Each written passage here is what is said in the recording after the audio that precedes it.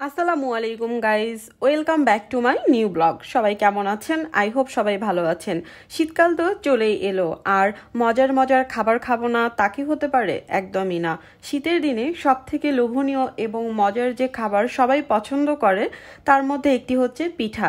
এই তো সকাল সকাল ঘুম থেকে উঠে ফ্রেশ হয়ে কিছু সেমাই পিঠা বানিয়ে নিয়েছি। অনেকেই এই পিঠাকে আবার চুই পিঠা, চুষি পিঠাও বলে থাকে। আমি একটি বাটিতে কিছু পিঠা সার্ভ করে নিয়েছি। দেখুন গাইস, পিঠাগুলো দেখতে কতটা লোভনীয় লাগছে, খেতেও কিন্তু বেশ মজা হয়েছে। আপনারা কে কে এই পিঠা পছন্দ করেন প্লিজ কমেন্ট বক্সে কমেন্ট করে জানাবেন। এরপর আমি দুপুরের খাবারের জন্য প্রিপারেশন নিব। আজকে ভাবছি দুপুরের খাবারে গরুর মাংস রাখবো। শীতের দিনে গরুর মাংস খেতে অনেকেই পছন্দ করে। আমি এখানে 2 কেজির মতো গরুর মাংস নিয়েছি। এখন এই গরুর মাংসগুলোকে বিভিন্ন ধরনের মশলা দিয়ে হাতে মাখিয়ে বসিয়ে দেব। আমি গরুর মাংস সবসময় হাতে মাখিয়ে রান্না করতে বেশি পছন্দ করি। গরুর মাংস রান্না করা ডান। তরকারিটা কিন্তু ঝোল ঝোল রেখেছি। দেখতে পাচ্ছেন তরকারির কালারটা কত সুন্দর হয়েছে। গরুর মাংসের সাথে ভুনা খিচুড়ি হলে কেমন হয় বলুন তো? যেহেতু গরুর মাংস রান্না করেছি সেহেতু ভাবলাম একটু ভুনা খিচুড়ি রান্না করি। এখানে হাফ কেজি পোলার চাল এবং কিছু মসুরের ডাল ভালো করে ধুয়ে একটি স্টেনারে পানি ঝরাতে দিয়েছি। এই তো খিচুড়ি রান্না করা হয়ে গিয়েছে। খিচুড়ির সাথে বেগুন ভাজি থাকলে তো কোনো কথাই নেই, তাই আমি 2টি বড় সাইজের বেগুন ভাজি করেছি। বেগুন ভাজির উপরে কিছু পেঁয়াজ এবং কাঁচামরিচ ভেজে দিয়েছি। এইভাবে বেগুন ভাজি শুধু যে খিচুড়ির সাথে ভালো লাগে তা কিন্তু না, সাদা ভাত বা প্লেন পোলাওর সাথেও কিন্তু বেশ মজা লাগে। বিকেলের দিকে আমার হাজবেন্ড বাইরে থেকে কিছু খাবার এনেছে, ভাবলাম এগুলো আপনাদের সাথে একটু শেয়ার করি। 2টি কেক নিয়ে এসেছে। অ্যাট ফার্স্ট যে কেকটি দেখতে পাচ্ছেন এটি হচ্ছে অজোয়ার একটি কেক। অজোয়ার কেক আমার কাছে সবসময় ভালো লাগে।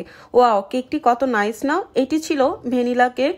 নেক্সট যে কেকটি দেখতে পাচ্ছেন এটি হচ্ছে একটি চকলেট কেক। এই কেকটিও কিন্তু অনেক সুন্দর। 2টি কেকেরই টেস্ট কিন্তু অনেক ভালো ছিল। ভাবলাম কেক 2টি কেটে আপনাদের সাথে শেয়ার করি। যদিও বা কোনো স্পেশাল ডে না, তারপরও ভাবলাম একটু কেটে আমার ভিউয়ারদের সাথে শেয়ার করি। তারপর কেএফসি থেকে কিছু খাবার নিয়ে এসেছে। কেএফসির খাবার অনেক বেশি টেস্টি এবং ইয়ামি হয়ে থাকে। তাদের খাবারের কোয়ালিটি বেশ ভালো। খাবারের টেস্ট এবং কোয়ালিটি অনুযায়ী প্রাইস ঠিক আছে। যারা শীতের দিনে গরম গরম ক্রিস্পি কিছু খেতে পছন্দ করেন তারা চাইলে এ ধরনের সিপি আইটেমগুলো খেতে পারেন। আমি অনেক দিন থেকেই ভাবছিলাম কেএফসিতে খেতে যাব, বাট বাসায় নিয়ে আসাতে আর যেতে হবে না। বাট এ ধরনের খাবারগুলো বাসায় নিয়ে এসে খাওয়ার চেয়ে শপে গিয়ে খাওয়াই ভালো, কারণ এ ধরনের খাবারগুলো যখন রেস্টুরেন্টে বসে খাবেন তখন যে টেস্ট পাবেন বাসায় নিয়ে আসার পর কেন জানি না টেস্টটা আর ওরকম থাকে না। আমার বাসার কাছেই কেএফসির একটি শপ আছে। আপনারা যদি চান তাহলে আমি নেক্সট কোনো সময় কেএফসির একটি ব্লগ শেয়ার করব। তো চলুন দেখি কি কি আইটেম নিয়ে এসেছে। এই বক্সটিতে কিছু লেগ পিস আছে, মেবি 6টা লেগ পিস ছিল।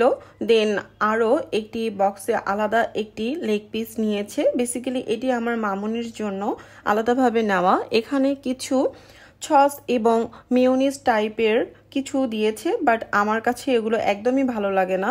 এখানে আরও 2টি বক্স আছে। একটি বক্সে চিকেনের আরও একটি আইটেম আর একটি বক্সে ফ্রেঞ্চ ফ্রাই।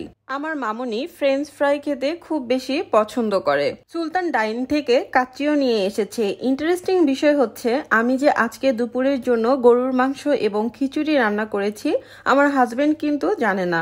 জানলে হয়তো বা আজকে কাচ্চিটা নিয়ে আসতো না, বাট কি আর করার, রাতের খাবারে কাচ্চিটাই খাবো। সুলতান ডাইন কাচ্চির জন্য বেশ পপুলার এবং তাদের কাচ্চির টেস্টও অনেক ভালো।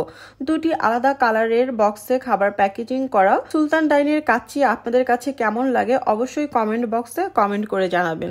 সো গাইজ, আজ এই পর্যন্তই। আল্লাহ হাফেজ।